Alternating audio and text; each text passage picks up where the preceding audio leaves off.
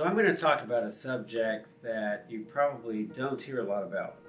I want to talk about shingles.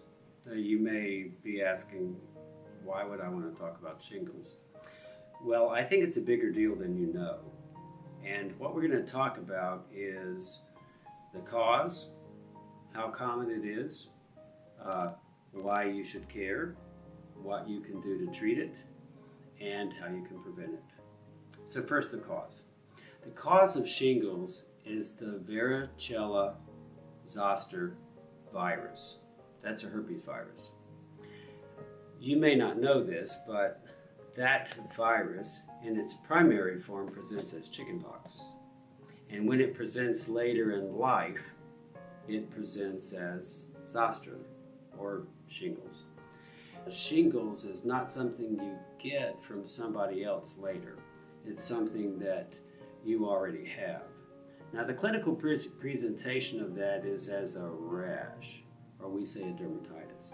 So the technical description of that for a doctor is that it's a vesicular dermatitis that presents along a specific dermatome.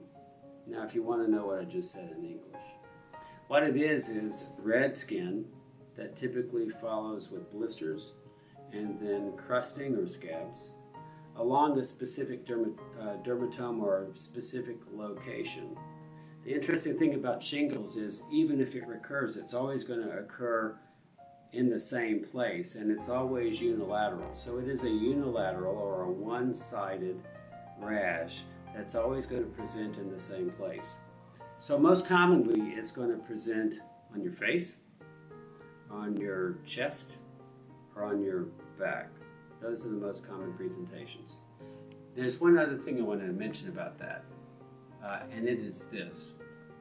It's very common for people to get a prodrome, and really what that means is something that begins before the rash, and very commonly in the same distribution where you're going to have the problem, you'll get pain, or you may get something we call dysesthesia, or a sense of creepy crawly sensations, and that will be followed then by the rash. So why that's tricky is this. When shingles recurs, it may not recur with a rash. You may just get the creepy crawlies. You may just get some pain. So just know this, if it's occurring on your face, and particularly if you had eye involvement, that can be important, and I'll talk more about that in a bit. So how common is it? Well, it's more common than you think. Shingles has about 1 million new cases every year. In fact, 1 out of every 3 people gets shingles in their lifetime.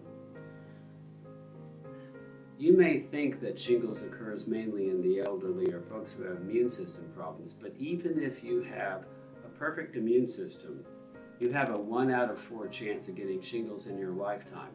And if you live to be 85, you've got a 50% chance of getting shingles. Those of you over 30, you're still at risk. In fact, one of the biggest studies on this found that even folks who thought they never had chickenpox, that when studied, 99% of them had been exposed to the chickenpox virus, and their immune system showed that. So I want you to know that, even if you don't think you've had chickenpox, if you're over 30, you got a 99% chance of having been exposed to chickenpox. And the other thing I want you to know is that modern science is changing these risk profiles for our younger folks. So now we're going to talk about those 7 reasons. So now I'm going to give you 7 reasons. I'm going to give you 7 reasons why I really want you to care about this. Number 1, if you're female, your risk of getting shingles is greater. The duration tends to be more severe.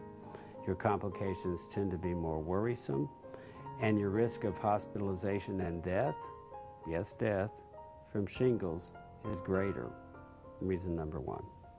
Reason number 2.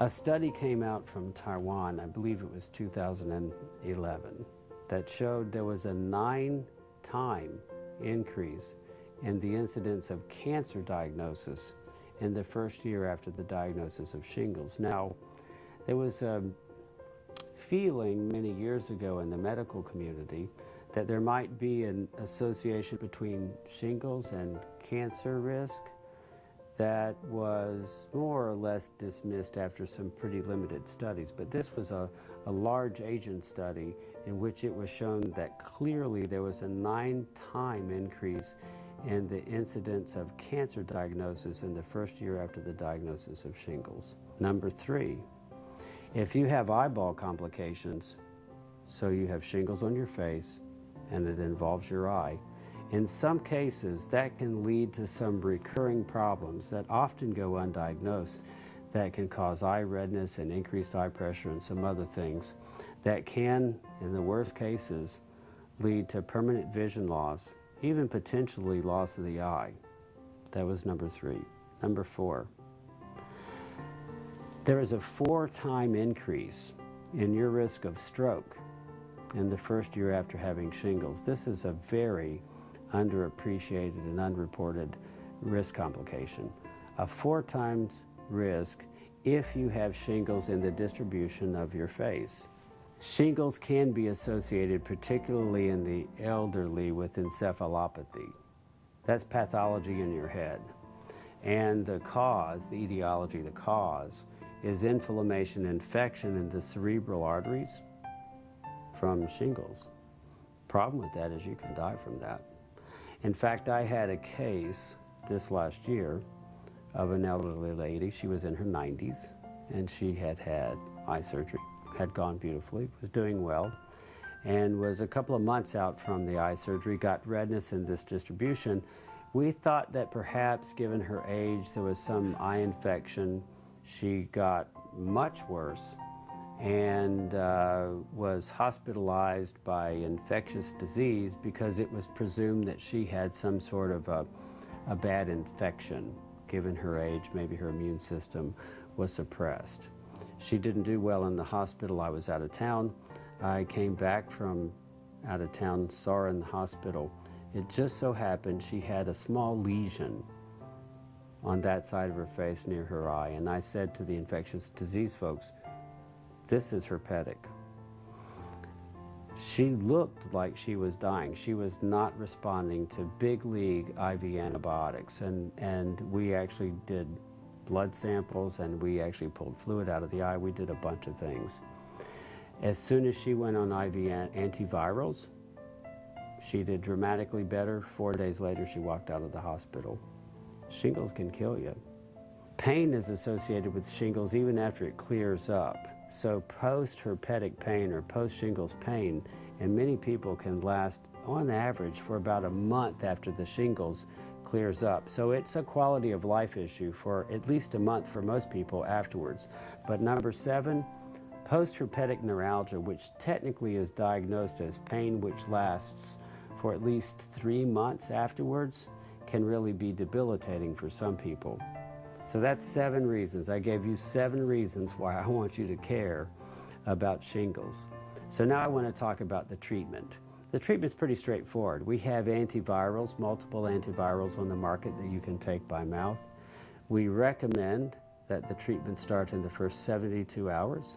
If it doesn't start in the first 72 hours, it doesn't mean that we wouldn't start treatment.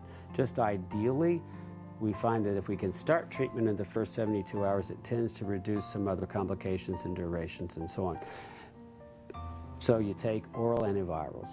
Then, in some cases, if we want to try to diminish inflammations and some other things, we can add steroids for a short duration in shingles treatment. There's a vaccine. And that's really the point of this talk, because the vaccine, in my view, is the key. Because even though we have treatment for shingles, the take-home message is you don't want to get it. And the only way you can reduce your risk of getting it is to get your shingles shot. So I'm sure you may have heard about the shingles vaccine, but you may not know much about it. It's what we call a live attenuated virus vaccine. So you actually get the virus, but you get a weakened form of it. The studies on this show that it's not perfect, but it reduces the severity, the risk, the complications, etc. by 50 to 70%.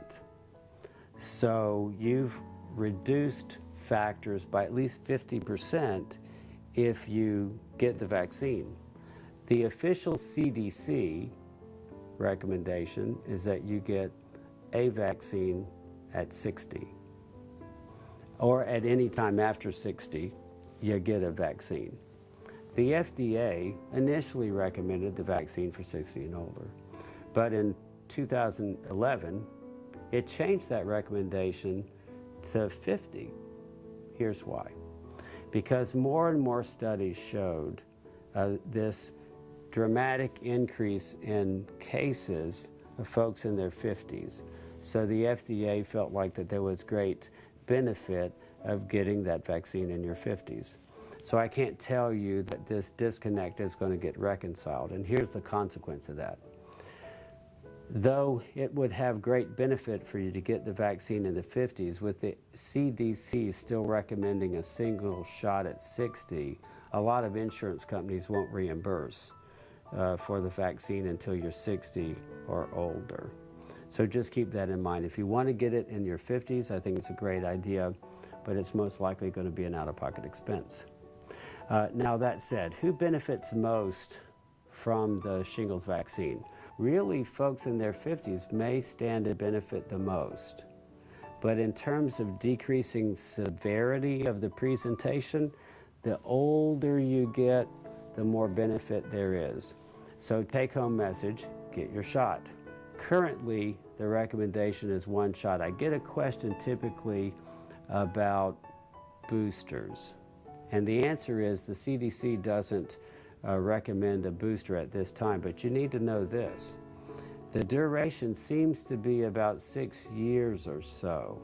And by the way, even if you've had shingles, you can get the shingles vaccine shot, okay?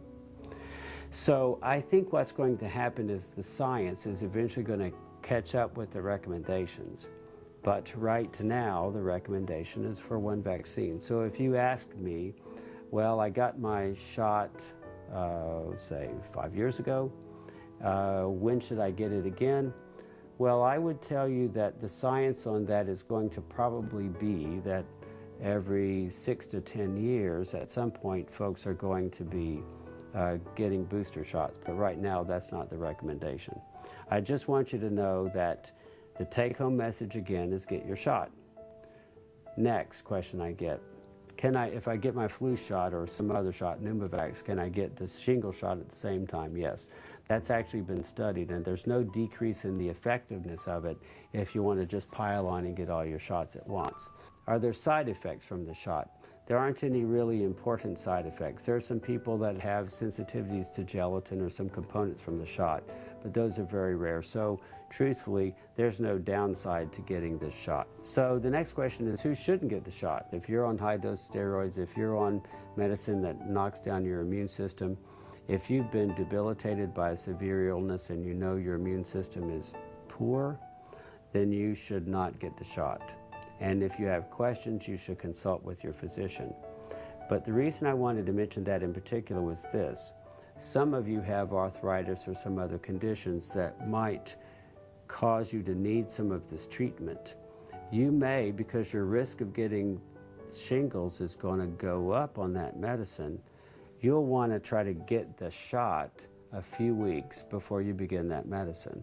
That can be great value to you. So that was number one, immunocompromised people. And number two, pregnant women.